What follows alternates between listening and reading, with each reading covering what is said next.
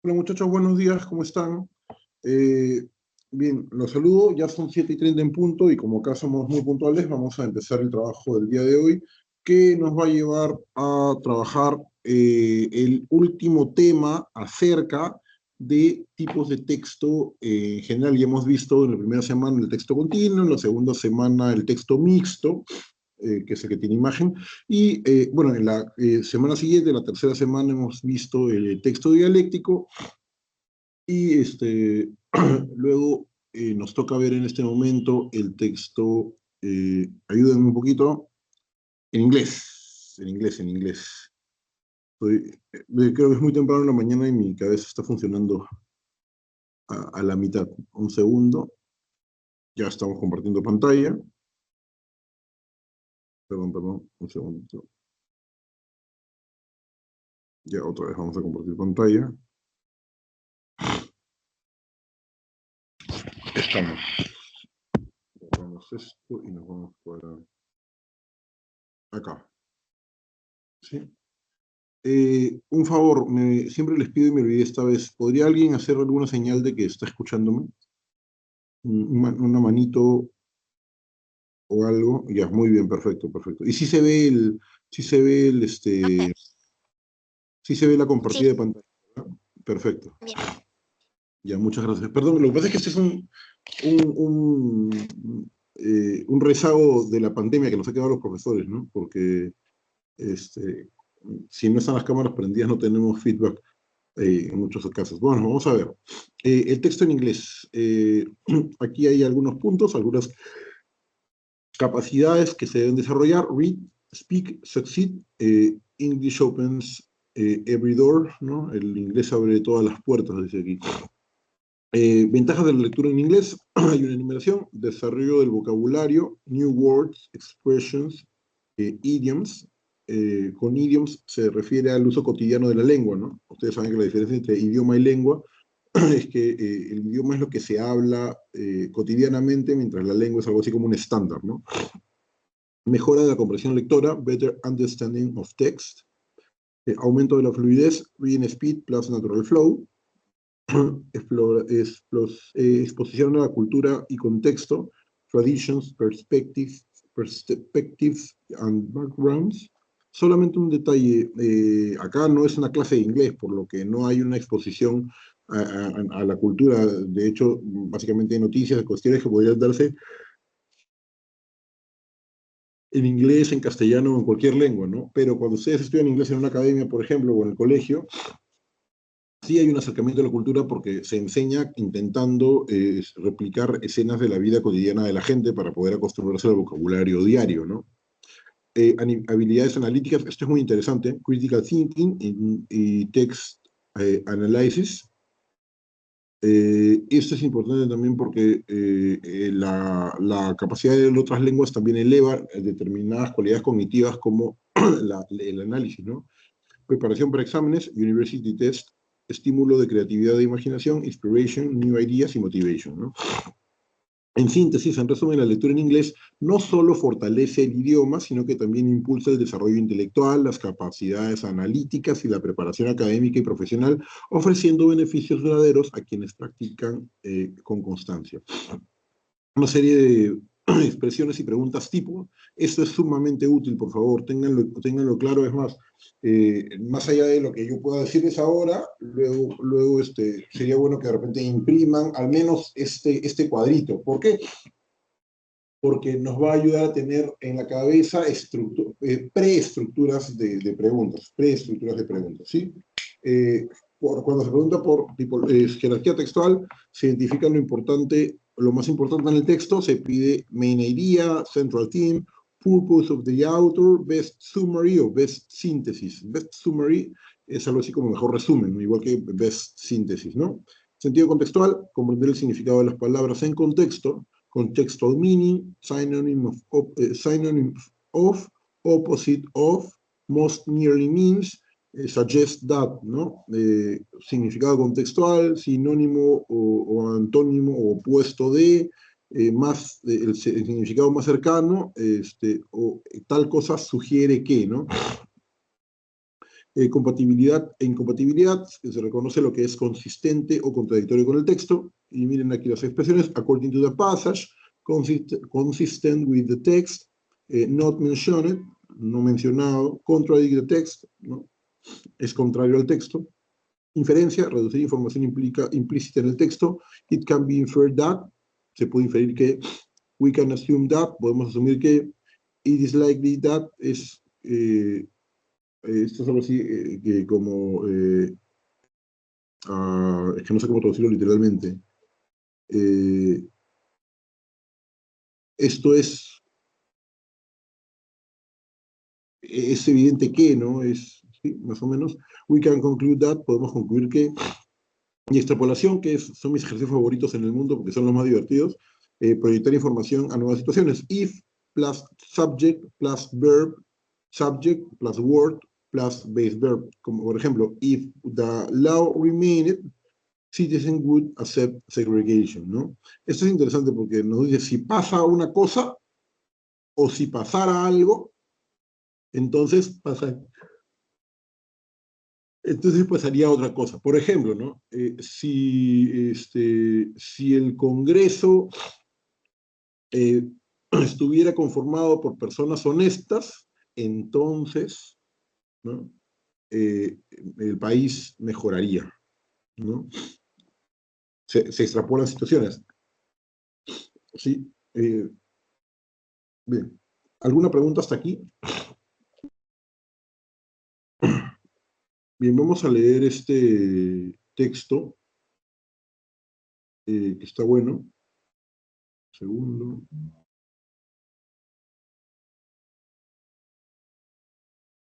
Un segundo. Y esto.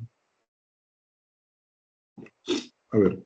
One day in June 1906, Pablo Picasso arrived in the ancient Catalan village of Gósol, high in the Pyrenees, ¿sí? Una tierra alta de los Pirineos. A friend had typed him of about this magnificent mountain refuge, ¿sí? Which was notorious for its smugglers. Eso es como traficantes, bandidos, ¿no?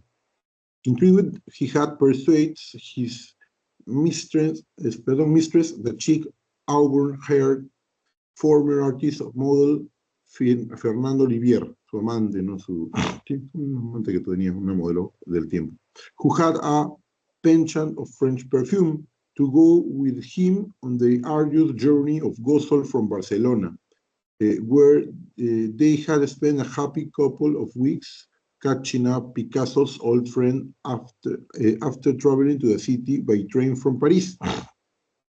The alarming final approach to Gósol had to be undertaken on mules, which picked their way up precarious mountain track beside terrifying precipices. Upon arriving, Picasso and Olivier took a room on the first floor of the village only inn, the Hostal Cal Campanada. The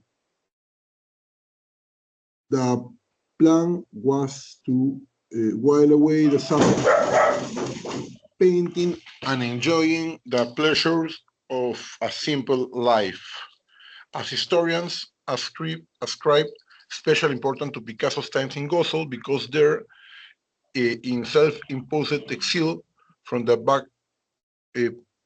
backbiting Parisian art world, he changed his art dramatically and profoundly. Perdón, estoy con algo un poco enredada. Pero bueno, como habrán visto, el meollo de la lectura es hacer una mención histórica al tiempo que Picasso pasó pintando, vacacionando junto a su amante Fernando Olivier en Gósol, una pequeña villa catalana, ¿sí? Gozando, dice ahí, o pretendiendo gozar, disfrutar de los placeres de una vida sencilla. Una aldea muy rural, en especial, miren el año, pues 1906, ¿no? Es una aldea muy rural, en una época ya bastante pasada, por lo que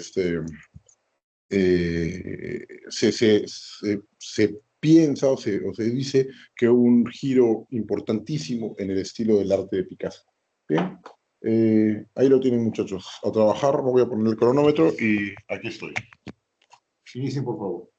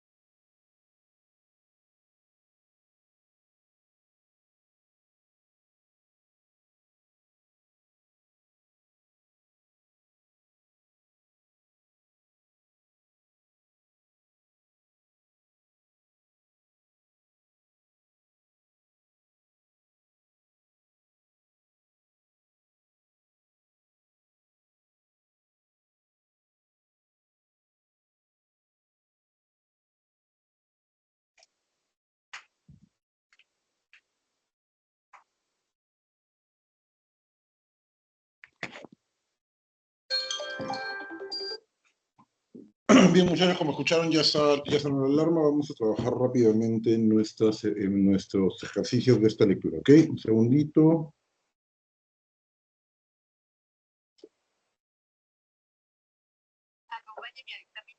Bien. The main idea proposed by the author is that la idea central propuesta por el autor es que, ¿verdad? Picasso's stay in Gosol, perdón, ¿sí? Stays in Gosol was fundamental to his artistic creation, ¿no? La estadía en Gosol fue fundamental para su creación artística. The expression simple life, vida simple, in the text connotes, B de barco, everyday tranquility, tranquilidad cotidiana, ¿no? Esta es la idea del retiro, ¿no? 3. It is incompatible to argue that Picasso traveled, B de barco, to an unknown town in Paris, porque no estaba en París, un pueblo alrededor de París, o a los alrededores de París, sino más bien de la región de la Cataluña en España, que es cercana a Francia, ciertamente, pero que no es Francia. Bien, 4. It is inferred that the painter Pablo Picasso, A de árbol, was attracted to rustic and peaceful places. Se sentía atraído por lugares rústicos y pacíficos. 5. If Picasso and Olivier had stayed in Gosol for just one day, his art probably, C de casa, would not have undergone such a radical change in the beginning of the 20th century. No hubiese tenido ese giro importante que mencionan los historiadores del arte, ¿no? ¿Hasta aquí hay alguna pregunta? ¿Alguien marcó una clave diferente?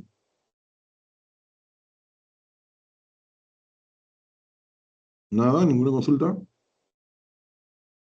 Muy bien. Vamos entonces ya a la sección B, que implica ya los ejercicios que tenemos que trabajar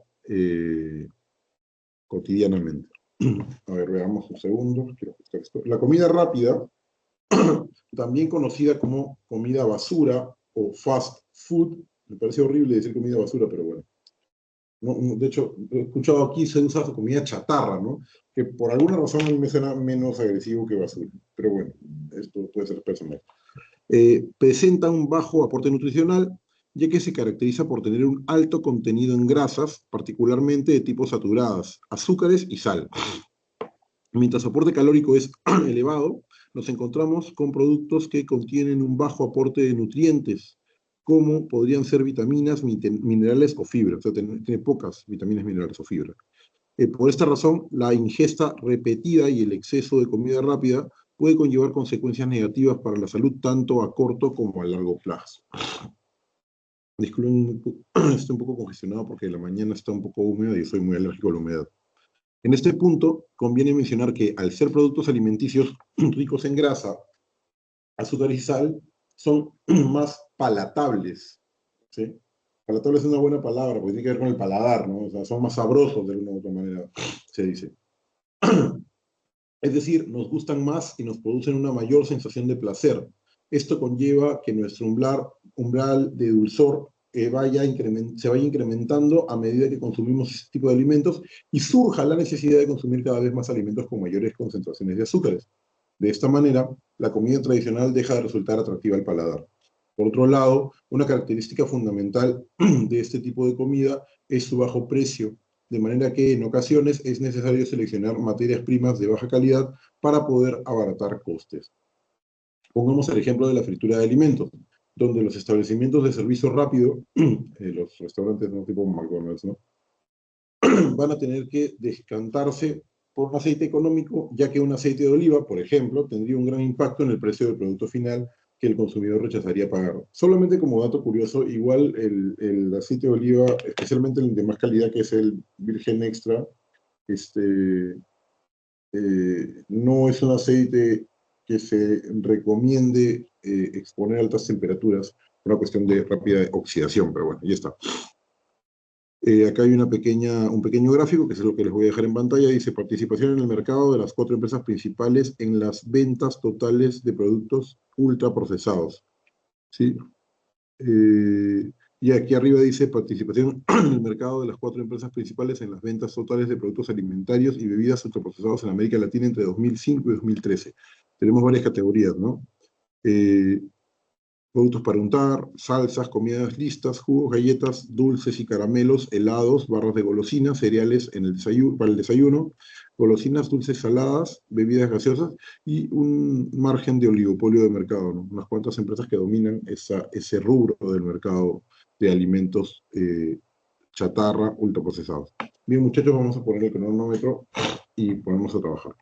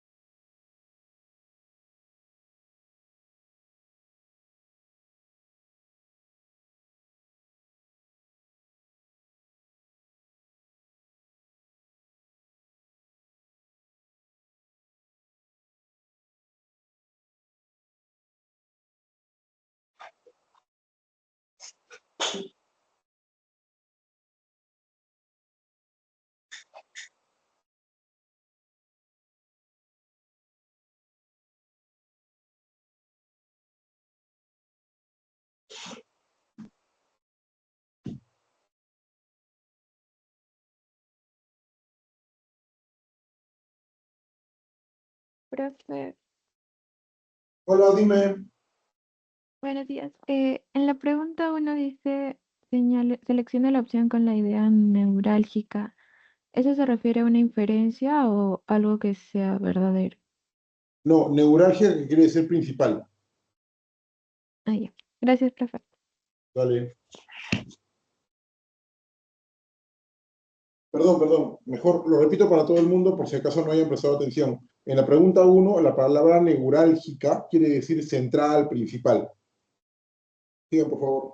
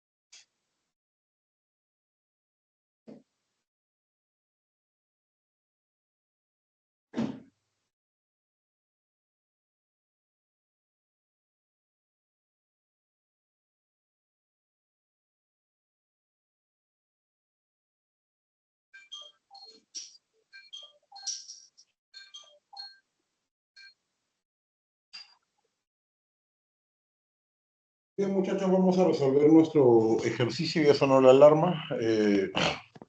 ¿Todo bien? Un segundo, porfa, que apago esto. Ya está. Selecciona la opción con la idea neurálgica del texto mixto. Ya habíamos dicho que neurálgico significa más importante o central, ¿no? Hay formas de llamar al mismo tipo de pregunta. ¿Cuál es la opción neurálgica? La A, la comida rápida, perdón, aporta muy poco a la nutrición. Está. Uy, perdón.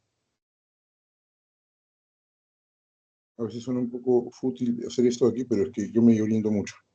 Ya, la comida rápida aporta muy poco a la nutrición, pero es muy consumida por su sabor y bajo precio. Sí, pues la idea es que a la gente le gusta la comida rápida, o incluso las golosinas, ¿no?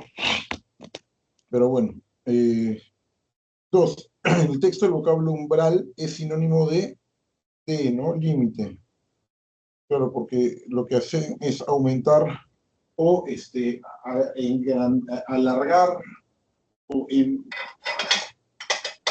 o ensanchar nuestros límites, ¿no? Si soportamos X cantidad de dulzor, poco a poco vamos a soportar más y por tanto vamos a querer más dulce u otro sabor, ¿no? Según el autor, según el autor es congruente sostener que la comida rápida, B, emplea insumos que son agradables al paladar. ¿Sí? Ese es uno de los jales, ¿no? De la comida rápida. 4. Se infiere del texto mixto que dentro del conjunto de alimentos chatarra o fast food, C de casa, predominan los productos con altos contenidos de azúcar.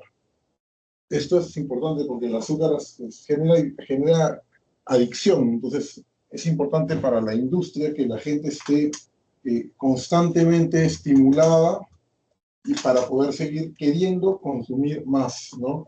Incluso ahora que de pronto hay más opciones, incluso muy caras, no como para decir que la comida rápida es solamente para gente que quiere ahorrar, sino hay opciones de comida rápida muy caras, es porque la gente tiene una adicción al sabor que este ingrediente ofrece. ¿Okay? 5. Si las galletas, los jugos, las salsas y las comidas listas alcanzaran más del 50% de participación en el mercado, esto sería trágico, porque supongo que en países como Estados Unidos eso pasa sin problema. Los oligopolios mostrados se fortalecerían de manera más marcada. ¿Sí? ¿Todo bien? ¿Hay alguien que no haya coincidido? ¿Han marcado otra alternativa? Bien, me doy por contestado como que no. Esta vez estamos un poco más callados. Por favor, muchachos, no se olviden que tienen que participar, preguntar si es necesario. Si no, no hay que chuparnos. Eso es importante. Bien, ¿ninguna pregunta? Profesor, Sí, por favor. en la pregunta 2, ¿por qué no podría ser la C? Vamos a ampliar ya. Eh, vamos a ver, en el texto el vocablo umbral es sinónimo de. Vamos a mirar el texto primero. Esto conlleva que nuestro umbral de dulzor, ¿sí?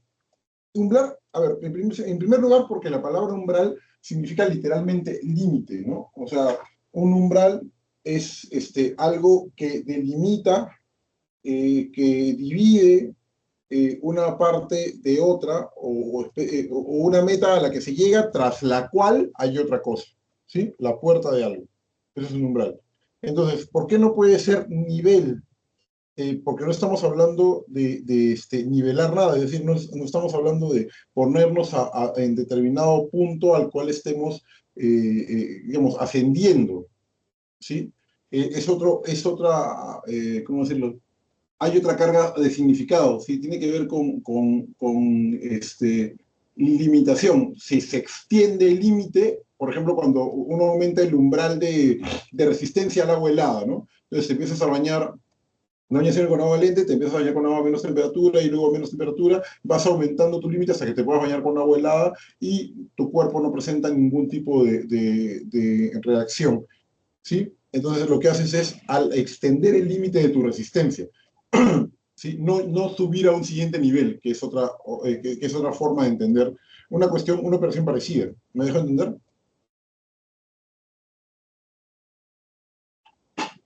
Sí, ¿Todo bien? Ok. Pero sí, es un muy buen distractor. ¿Alguien más? Bueno, continuemos entonces. Vamos a leer la siguiente lectura. La Convención Americana sobre los Derechos Humanos, la convención, parece que nos pone para poder hablar de, de- de construida para velar por los derechos humanos de los ciudadanos americanos de los países que se adhieren a ella. No obstante, los jueces de la Corte Interamericana perdón, sí, no, Corte Interamericana de Derechos Humanos no han cumplido con ello, especialmente en los casos de terrorismo entre los años 1980 y 2000, pues de manera ruin y parcializada otorgaron beneficios a cientos de criminales, reduciéndoles las penas, indultándolos, ¿sí? O sea, declarándolos, digamos, anulando la pena, ¿sí? E inclusive indemnizándolos monetariamente, lo cual, según la convención, solo es aplicable para las víctimas. ¿Sí? Eh, pero no para los terroristas que cumplían sus condenas. Además de ello, a los miembros de las Fuerzas Armadas y la Policía Nacional que defendieron la ciudadanía de las atrocidades del terrorismo y están presos con procesos judiciales por más de 35 años sin prueba alguna, mostrando una carencia total de imparcialidad, les niegan todo beneficio y por el contrario son víctimas de un hostigamiento implacable. Por otro lado, los jueces de la Corte Interamericana, abusando del poder que les otorga la Convención, han adoptado posturas dictatoriales y tratan de imponer dictámenes contrarios a lo establecido en nuestra Constitución, violando nuestra soberanía. Estos jueces deben tener presente que la Convención, en su segundo párrafo, establece que el sistema de protección de los derechos humanos es creado como derecho supletorio de los Estados, que, que lo supletorio es lo complementario y como tal no puede anular o desconocer lo sustantivo, que es lo establecido en nuestra Constitución y leyes. En resumen, es vital que el Perú se retire de la Corte Interamericana de Derechos Humanos cuanto antes si quiere fortalecer la estabilidad del país y proteger la soberanía nacional. Bueno, este es un debate que en nuestro país tiene ya unos años, ¿eh? Yo no sé qué opinan ustedes, yo tengo una opinión formada sobre el asunto, pero no, no toca aquí decirla, prefiero no entrar en eso porque eso ya es muy político, ¿sí? Pero bueno, ahí hay una lectura sobre un debate actualísimo. Es más, no solamente actual, para ser exacto, es recurrente. Llevamos tiempo en las mismas, ¿sí? Eh, texto B. Texto B. El debilitamiento del sistema interamericano a través de un eventual retiro del Perú tendría efectos inmediatos en distintos planos. ¿Sí? Dice aquí, en lo social generaría una mayor polarización política en el país, en un país ya fragmentado como el nuestro. Sí, Perú es un país maravilloso, pero vivimos hace mucho tiempo muy desunidos, ¿no? Estamos, bueno, es una pena. Con el riesgo de incrementar dice aquí, la conflictividad y las protestas ciudadanas. En lo económico, según Abogatas, podría provocar un aumento del riesgo país y, en consecuencia, una reducción de la inversión extranjera, dado que los inversionistas suelen preferir entornos en los que sus derechos fundamentales estén garantizados, no solo a nivel interno, sino también por un sistema supranacional de protección. ¿Sí? Porque, claro, si vienen extranjeros, tienen derechos, pues, ¿no? Y los derechos deben ser garantizados por distintas instancias internas e internacionales, si quieren, para ponerlo de alguna manera. Sí. En materia penal, la salida de la Corte Interamericana abriría la puerta a la impunidad de violaciones graves de derechos humanos, incluidas aquellas catalogadas como delitos de lesa humanidad, que son terribles. Asimismo, supondría un retroceso en la tutela de grupos históricamente vulnerables como niños, niñas, adolescentes, mujeres y personas LGBTIQ+, cuyos derechos encuentran protección reforzada en la jurisprudencia del sistema interamericano.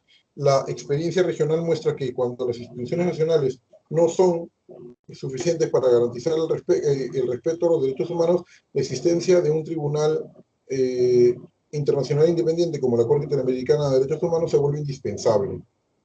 Su rol no es sustituir, sí, por eso que es un rol supletorio, ¿no? Su rol no es sustituir al Estado, sino complementarlo y reforzar la protección de la ciudadanía frente a eventuales abusos o ineficiencias internas.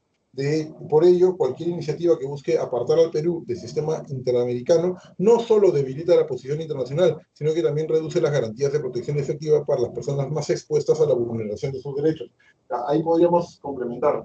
Para las personas más expuestas, en el territorio, ¿no? En el país, a la vulneración de sus derechos. Bueno, ahí hay una postura también, solamente para ser honesto, yo soy una persona que se debate entre la efectividad o la lógica de un poco de ambas posiciones, ¿sí? No por tibio, sino porque creo que ambas posiciones tienen puntos importantes que rescatar. En especial porque en un país como el nuestro, donde hay tanta corrupción, es muy fácil que se abuse del derecho. Bien, iniciemos, muchachos, el trabajo. Trabajen, por favor.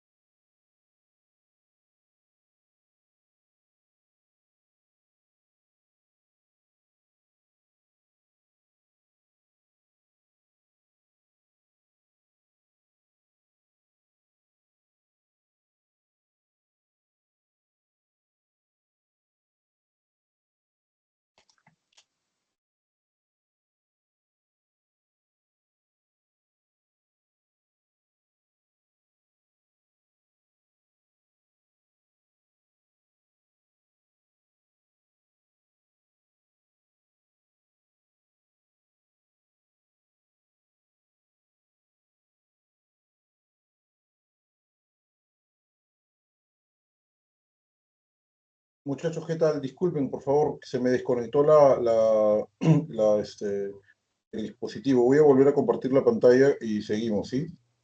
Perdón, por favor. No, a ver, configuración de idioma. Vamos a ver. Aquí, compartir pantalla. Comenzar ahora.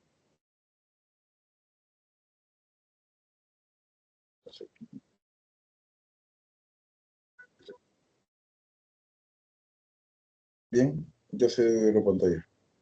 Disculpen, fue un lapsus.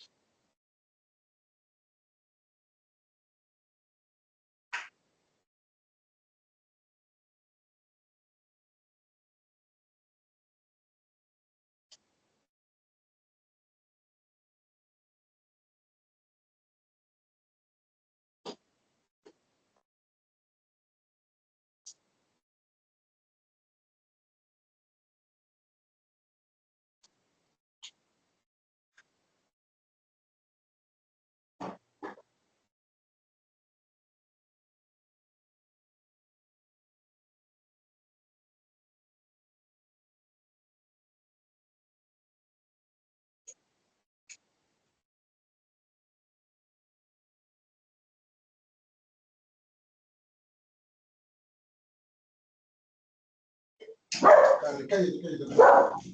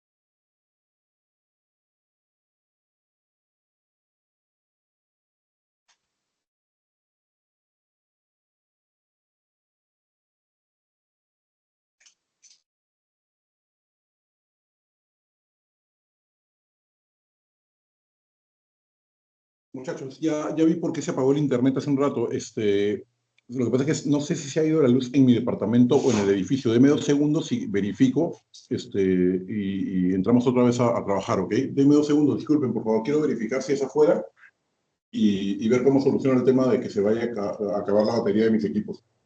Gracias.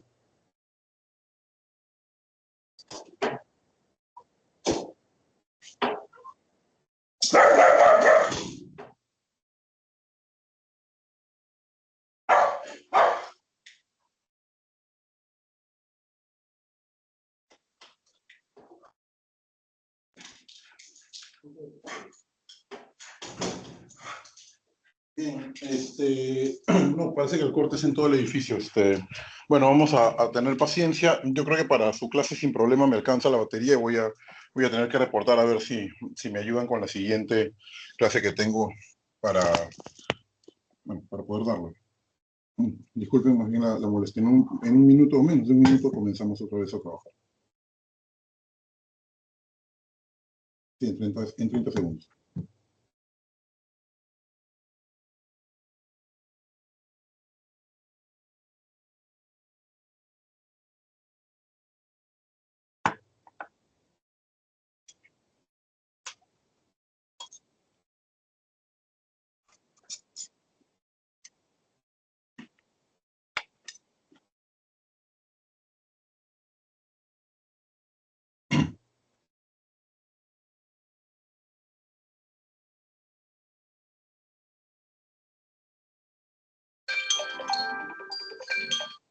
Bien, ya estamos.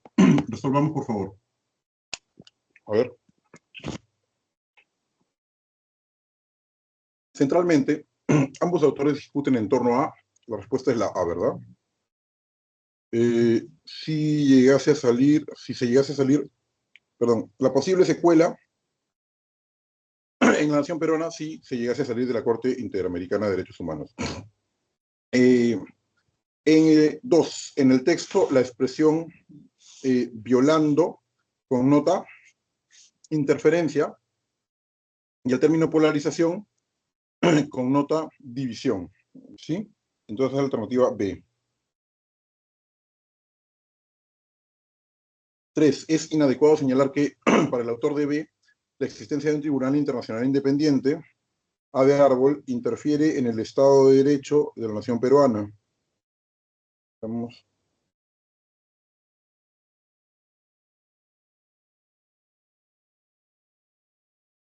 4. Desde el punto de vista de A, se deduce que la convención, ya sabemos que la convención es la Convención Interamericana de Derechos Humanos, dedo, puede inmiscuirse en los problemas peruanos sobre derechos humanos siempre que no perjudique su autonomía jurídica. Yo, tal vez sea por una cuestión personal, pero considero que el término inmiscuirse es un poco, sigue teniendo un sentido un poco agresivo, ¿no? O sea, inmiscuirse parece malo, ¿no? Pero bueno, intervenir también, interferir también, entonces, digamos, tomar parte, diría yo, influir, diría yo, pero bueno, ahí está la palabra que seleccionó el consultor, ¿no? 5, si la experiencia histórica de la región latinoamericana mostrara firmeza para la defensa de los derechos humanos, dedo, ¿verdad? La importancia de la Corte Interamericana de Derechos Humanos se tornaría relativa. O sea, no sería tan importante porque ya respetamos los derechos humanos, pero como no los respetamos, entonces hay que tener este órgano supranacional. Bien, ¿hay alguna pregunta? ¿Alguien no ha marcado la alternativa coincidente con la que yo he dicho o dado? En la 3 de clave era. Voy. La A. Profe, ¿por qué ¿Estamos? no podría ser la B? ¿En la misma 3? Ajá. A ver, es inadecuado señalar que para el autor de B, la existencia de un tribunal internacional independiente brinda un buen complemento al sistema jurídico nacional, porque dice que es inadecuado. Sí, profe, ya me di cuenta. Es por eso. No, tranquila, escúchame, eso sí, importante, lean despacio, porque después se les va una palabra y se nos va la vida. Bien, vamos a ver el siguiente texto. Después de habernos dado en sus obras de la vida incaica y del Ayu al imperio una interpretación esquemática de la historia del Tahuantinsuyo, Luis E. Valcárcel ofrece en Tempestad en los Andes una visión limitada del presente autóctono. Este libro anuncia el advenimiento de un mundo, la aparición del nuevo indio, no puede ser por consiguiente una crítica objetiva, un análisis neutral, tiene que ser una apasionada afirmación, una exaltada protesta. Valcárcel percibe claramente el renacimiento indígena porque cree en él. Un movimiento histórico, una gestación no puede ser entendido en toda su trascendencia, sino por los que luchan porque se cumpla. El movimiento socialista, por ejemplo, solo es comprendido cabalmente por sus militantes. No ocurre lo mismo con los movimientos ya realizados. Este fenómeno capitalista no ha sido entendido y explicado por nadie tan amplia y exactamente como por los socialistas. La empresa de Valcárcel, en esta obra, si la juzgamos como lo haría Unamuno, no es de profesor, sino de profeta. No se opone meramente a registrar los hechos que anuncian, no propone meramente registrar los hechos que anuncian o señalan la formación de la nueva conciencia indígena, sino traducir su íntimo sentido histórico, ayudando a esta conciencia indígena a encontrarse y revelarse a sí misma. La interpretación en este caso, tal vez como ninguno, asume el valor de una creación. Tempestad en los Andes no se presenta como una obra de doctrina ni de teoría. Valcárcel siente resucitar la raza quechua. El tema de su obra es esta resurrección y no se prueba que un pueblo vive teorizando o razonando, sino mostrándolo viviente. Este es el procedimiento seguido por Valcárcel, a quien más que el alcance o la vida de renacimiento indígena, le preocupa documentar su evidencia y su realidad. La obra que ha escrito no es una obra teórica y crítica, tiene algo de evangelio, ¿no? Que fue fuerte. Bueno, Mariette es así grandilocuente, y hasta algo de Apocalipsis. Esta obra es la obra de un creyente. Aquí no están precisamente los principios de la revolución que restituirá a la raza indígena a su sitio en la historia nacional, pero aquí están sus mitos.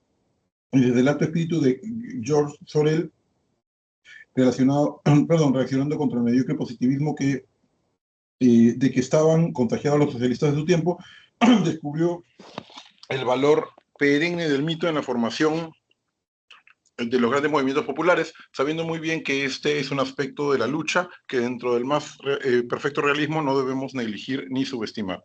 Bien, ese es otro texto de Mariette, muchachos. Inicien, por favor, el trabajo.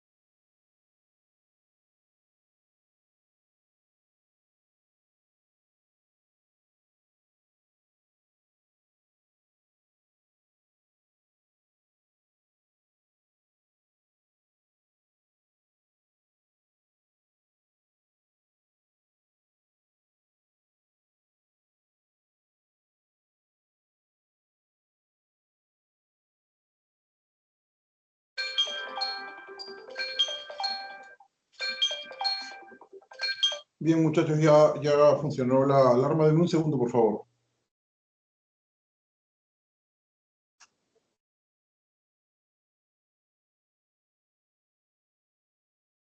Bien, nada, estaba viendo lo que les comenté del corte de luz. Parece que es un corte programado. Ya más o menos estoy haciendo mis cálculos para poder durar. Bueno, esta clase no se va a ver comprometida, pero como les decía, sus compañeros de la siguiente clase no los quiero afectar, entonces estoy viendo buscar un reemplazo si es que es necesario. Bien. Eh, vamos a ver. Vamos a ver. Eh, ¿Cuál es la aserción principal que sostiene el autor? O sea, aserción es afirmación, ¿no? ¿Cuál es la aserción principal que sostiene el autor? Es la letra C de casa, ¿no? En su libro Tempestad en los Andes, Balcarce revela su convicción sobre el resurgimiento andino, por lo que carece de objetividad. 2. Resulta congruente con el texto aseverar que la apelación al movimiento socialista tiene la función de examen, formular un argumento analógico. ¿Sí? 3. Se infiere que Mariátegui subraya el valor de los mitos en la obra de Valcárcel porque dedo constituye uno de los fundamentos de la formación y luchas sociales. 4. La palabra traducir denota la interpretación de un fenómeno para comprenderlo mejor. ¿Perdón? Y 5. Si a través de la teoría se pudiera mostrar la vitalidad de una cultura o un pueblo, entonces, dedo, un acercamiento objetivo, perdón, vamos a subrayarlo primero y luego lo leemos. Un acercamiento objetivo sería complementario de las intenciones de Valcárcel. ¿Sí? Bueno. Texto 4. Perdón, ¿alguna pregunta? ¿Algo que quieran que les aclare? Continuamos entonces. El mercado inmobiliario en Lima experimentó un notable crecimiento durante el primer trimestre de 2025 con un incremento de 30% en las ventas de unidades habitacionales en comparación con el mismo periodo del año anterior. Según la Asociación de Empresas Inmobiliarias del Perú, se comercializaron un total de 6.237 departamentos en este lapso, consolidando una tendencia positiva en el sector impulsada por la alta demanda y la preferencia por distritos estratégicos con buena conectividad. El dinamismo del mercado se reflejó en un aumento progresivo a lo largo de los 3 primeros meses del año. En enero se vendieron 1.980 unidades, en febrero 1.825 y en marzo 2.429, lo que evidencia un interés sostenido por parte de los compradores de acuerdo con el área de Data Analytics de ACEI. Este comportamiento responde a la búsqueda de viviendas en zonas con proyección de valorización y una oferta diversa. De igual modo, los 4 distritos donde más se elevó el precio por metro cuadrado para la vivienda en Lima Metropolitana respecto al año anterior son La Victoria, 9,5%, Jesús María, 5,3%, Cercado de Lima, 5%, San Miguel, 4,8%. Según el portal Urbania, en la capital, un departamento con 2 habitaciones y 60 metros cuadrados cuesta un promedio de 421.000 soles. Está caro. Asimismo, un departamento de 3 habitaciones y 100 metros cuadrados tiene un precio de 657.000 soles. Bien, aquí está la data, ¿sí? Y vamos a darnos un tiempo para trabajar como siempre, ¿ok? Inicien, por favor.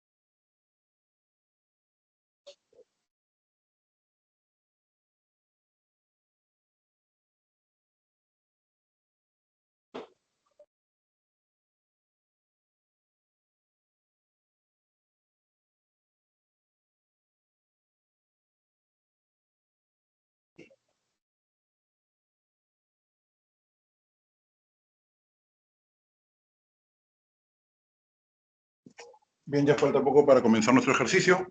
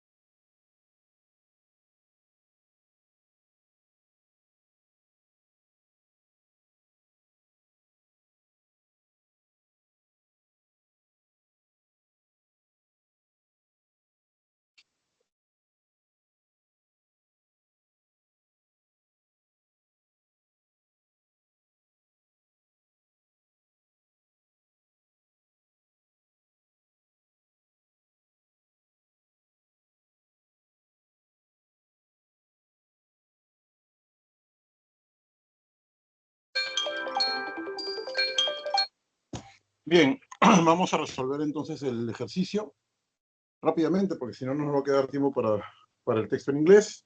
A través del texto mixto, básicamente, el autor expone sobre C de casa, ¿no? El incremento del precio de las ventas de viviendas, ¿no? En el mercado inmobiliario limeño. Caray, no me coge esto aquí. Dos, respecto del gráfico, es incompatible señalar que Bella Vista, Callao, es uno de los lugares, de mejor posicionados para adquirir una vivienda. No está muy valorizado ahora, ¿no? Según la gráfica.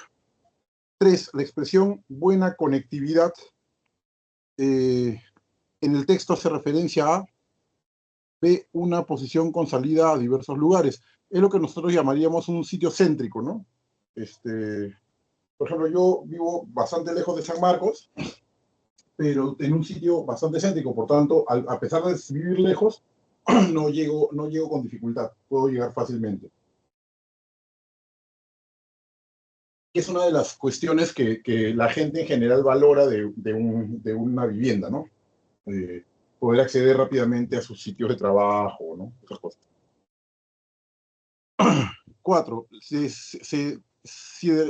desprende de la información textual que los compradores de vivienda A de árbol de viviendas ven su adquisición como una inversión futura, sí, pues porque las bienes raíces son algo así como una suerte de inversión sin pierde, ¿no? Bastante segura.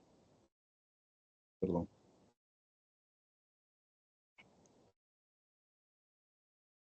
A mí me coge, qué horrible. No, por puro capricho no me demora, ahí está. 5. Si las ventas entre enero y marzo de 2025 hubieran oscilado alrededor de 1.500 unidades habitacionales por mes, entonces, A de árbol, ¿no? El incremento de 30% para ese trimestre carecería de sustento. Bien. Bien, muchachos, entonces vamos a hacer una cosa. Vamos a darnos, perdón, vamos a ver la hora para no demorarnos. Vamos a trabajar las alternativas del texto en inglés, porque en la lectura nos podemos demorar demasiado. De repente les puedo dar un minuto para que le den una mirada rápida. Tomen un minuto, miren una mirada rápida y luego hacemos la parte de la resolución. ¿Sí? Aquí es. Tómense un minutito.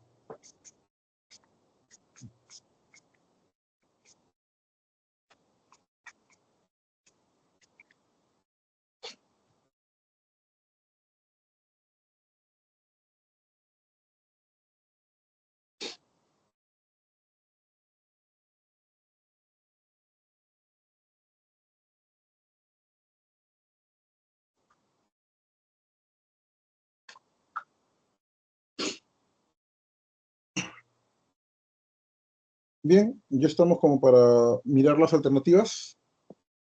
Vamos a verla rapidito, ¿sí? Basically, the author of the text indicates that the film alias La Gringa esa es sobre una película peruana, además. Alias La Gringa es una película muy popular. No me acuerdo si es de los 90, pero pasaba por televisión inclusive, ¿sí? Is constructed from the personal and ethical perspective of the protagonist, ¿sí? Es narrada como en primera persona, ¿no? Dos, in the text, the adverb loosely refers to a de árbol, loose adaptation of a story that serves only as a general reference. Bien. Tres, it is correct to state that Chicho Duran's film criticize a adverse situation of those sentenced to prison and deprived of rights, sentenciados a prisión y privados de derechos, ¿no? Se diría más o menos aquí. Yo no sé si se trata de una cosa tan radical como privación de derechos, pero eventualmente es una interpretación que se puede pensar, ¿no? Claro, en una prisión hay una serie de privación de derechos, ¿no? Pero bajo la ley, ¿no? En fin. No hay que filosofar ahorita sobre el asunto. 4. It is inferred that the film's protagonist, from his marginalized position, can, se de casa, provide a different perspective of Peruvian society from inside prison. Y finalmente la 5. If Guillermo Portugal has decided not to write his memories, probably the film would not have been produced in the version we know today. No hubiera sido diferente porque no se hubiera podido basar en eso. ¿Alguna pregunta? ¿Algo hacia el último de la clase? ¿Todo queda claro? Profesor, ¿cuál era la alternativa de la pregunta 1? Perdóname, hubo ruido y no escuché. Dime. La clave de la pregunta 1. ¿En inglés? Es la C de Sí. casa. C de casa. Sí. ¿Ok?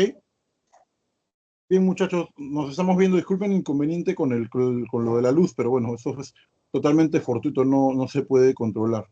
Que les vaya muy bien, cuídense y bueno, suerte. Mañana, el día sábado que tienen su segunda jornada de recuperación, asistan, que es importante asistir y estar presentes, ¿ok? Que les vaya muy bien. Chao, chao, nos vemos.